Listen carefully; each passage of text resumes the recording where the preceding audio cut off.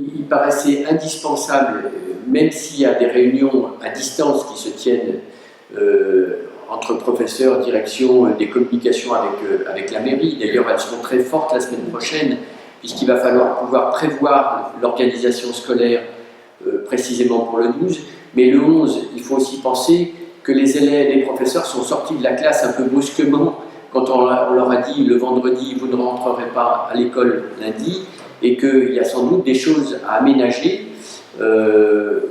Évidemment, il y aura un travail préparatoire qui sera réalisé par les communes pour qu'on ait des tables espacées, pour qu'il y ait moins de chaises, voilà. Mais il y aura sans doute aussi une appropriation par les enseignants. Il y aura peut-être du matériel à écarter, notamment tout ce qui est ballon. Il y a beaucoup de choses qu'il va falloir mettre de côté, parce que ce serait autant de risques auxquels on exposerait les enfants. Donc cette préparation-là, elle sera faite et complétée le 11. Il y aura des réunions d'enseignants pour la question de l'accueil, de la façon dont on emmène les enfants en récréation, pour qu'ils se réapproprient les espaces avec du fléchage au sol, parfois du barriérage, parfois dans les cours de récréation, pour réétudier ensemble les circuits, accueillir les enfants sans s'être approprié toute cette dimension spatiale exposerait au non-respect des règles sanitaires. Donc il faut ce temps, et donc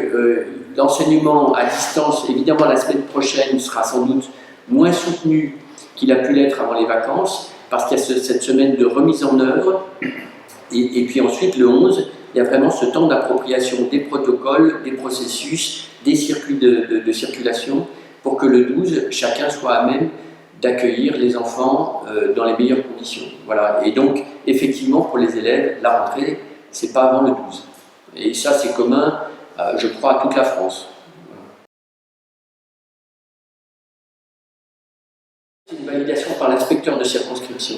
C'est-à-dire qu'à partir du moment où il y a une modalité de rythme scolaire qui est consensuelle, on valide a priori. Il n'y a pas besoin voilà. Mais ça se passe sous le sceau d'une autorité, parce qu'on pourrait avoir, y compris des parents, qui contestent une modalité.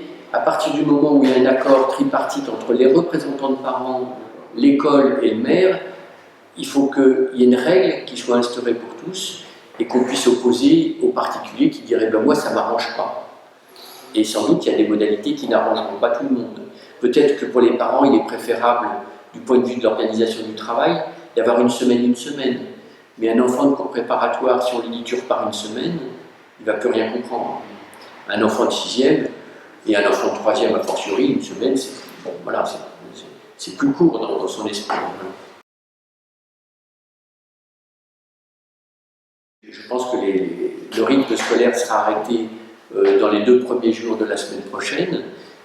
Concertation rapide, il n'y a pas besoin de beaucoup de temps entre les enseignants, les parents et la mairie.